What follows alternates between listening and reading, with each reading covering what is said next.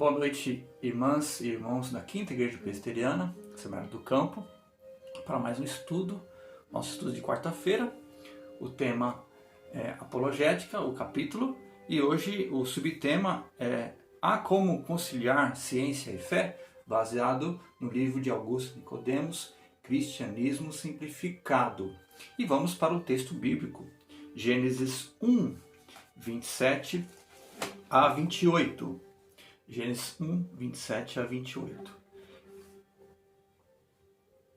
Criou Deus, pois, o homem à sua imagem, a imagem de Deus o criou, homem e mulher os criou.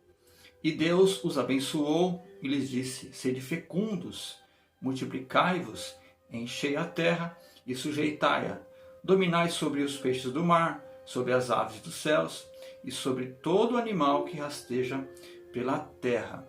Essa imagem e semelhança que o homem obteve de Deus, uma imagem intelectual, moral, uma imagem espiritual, ela foi desfigurada, ela foi perdida por causa do pecado. A sua imagem espiritual, ela foi totalmente afetada por causa do pecado. O homem não tem mais contato com Deus, não tem mais um relacionamento com Deus, não tem comunhão com Deus. Mas por meio de Jesus Cristo, o homem ele pode ser regenerado pelo Espírito Santo, evidentemente, e ele pode obter novamente algumas características não divinas, mas morais e espirituais aceitáveis diante de Deus. Mas esse Adão mesmo não é mais possível. O segundo Adão é Cristo. Ele que é o homem perfeito, o Deus encarnado. Falamos hoje sobre ciência e fé. O homem ainda tem alguns atributos, não digo morais, mas intelectuais, que são fragmentos desse Adão. E temos hoje por assunto a questão da teoria da evolução, que afirma que nada se origina do nada. Ou existe uma parte, uma matéria, que essa matéria, essa substância, ela veio dar origem a outras matérias. Isso é chamado de teoria da evolução. Mas, de todas as pesquisas, fora essa, que não tem nenhum fundamento, nós temos não hoje, mas pelo menos ela entrou em bastante processo científico, bastante estudo e prática até, que é a questão do DNA. É o descobrimento que dentro de uma porção, dentro de uma parte do ser humano ou de uma peça, existe o DNA. São várias informações que, de acordo com uma pequena partícula ali, você consegue identificar dentro do material. Que nos chama mais atenção, que dentro do DNA humano, dentro dessa questão da ciência, o seu descobrimento é importante. Ele ali no DNA tem a origem genética, o pai, a mãe, a questão do sexo, se é masculino ou feminino, a questão do sangue, e vê ali várias coisas interessantes que isso nos ajuda a ter respostas de questões de origem. Mas isso concilia com fé? Isso tem a ver com fé? Isso aprecia a ordem de Deus, que Ele criou todas as coisas, e isso exalta o Criador, que há alguém que pensou nisso. Então esse DNA nada mais é que uma reafirmação de que existe Deus. Deus está por trás de toda a criação. Traz respostas mais convincentes e satisfatórias para a mente e coração dos homens. Não há absolutamente nenhuma contradição na crença em Deus e nos achados das ciências. A ciência moderna é, em grande parte, fruto da visão e do trabalho de homens e mulheres que acreditavam em Deus. Eu posso aqui relacionar para vocês alguns, até com imagens. Algumas são fotos, outras são apenas pinturas de cientistas cristãos que realmente fizeram as suas descobertas, as suas relações,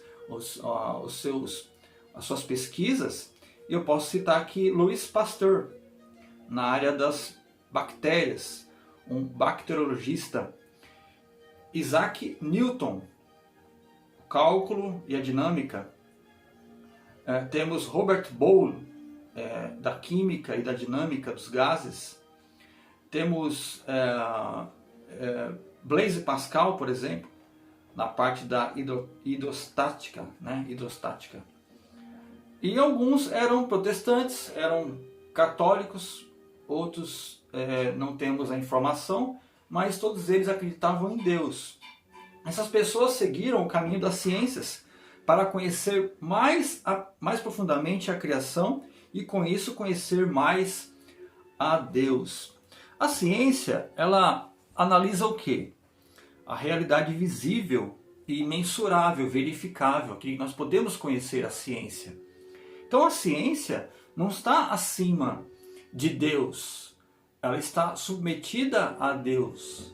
Ela exalta a criação de Deus. Se há algum processo científico, algum método que faz com que o homem possa trabalhar melhor, descobrir curas, vacinas, esse processo vem de Deus, porque toda boa dádiva vem de Deus.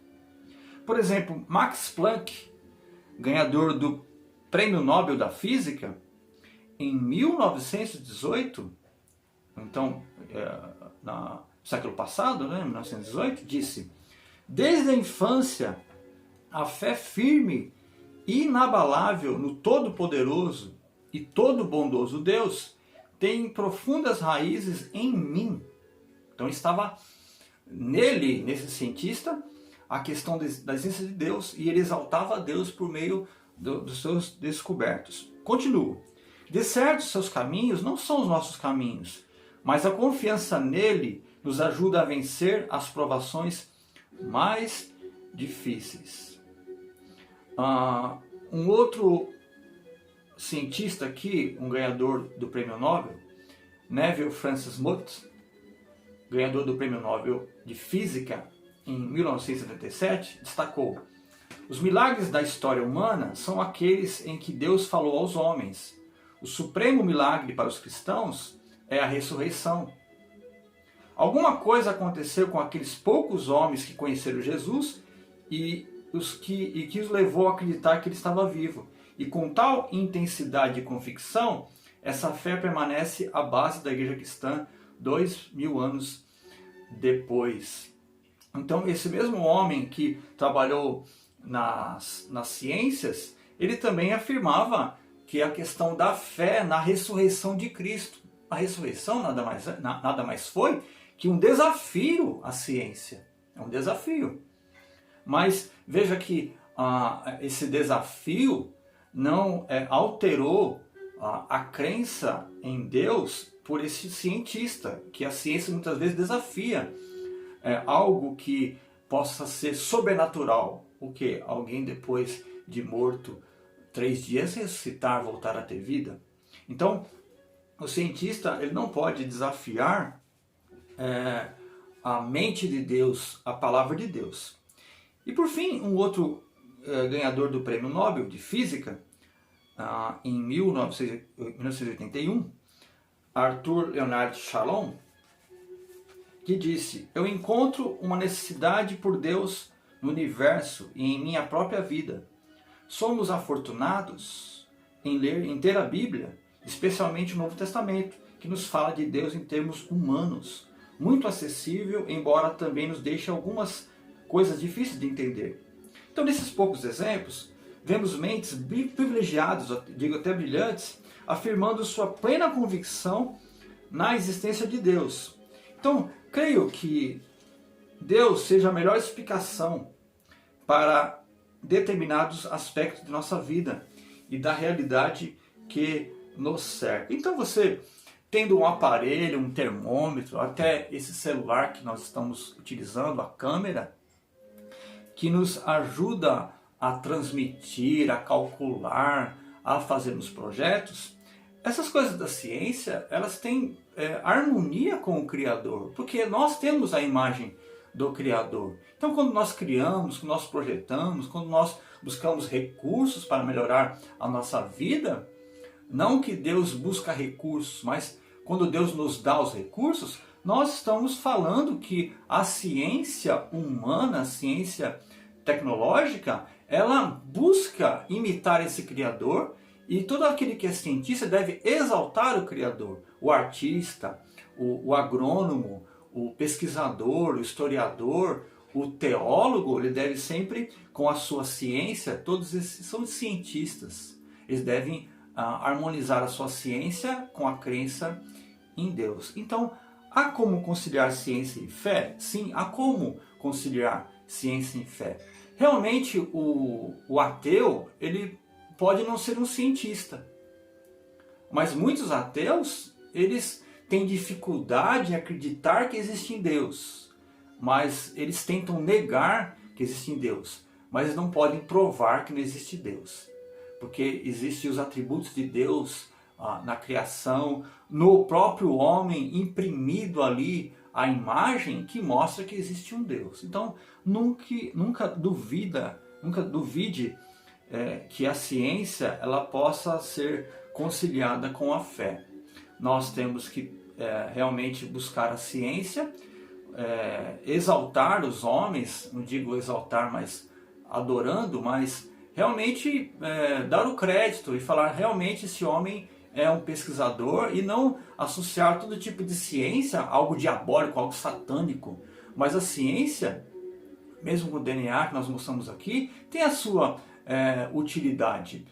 Qual a sua utilidade? Glorificar a Deus. Então há como conciliar ciência e fé. Fique com Deus, até o nosso próximo encontro, nosso próximo estudo. Até mais.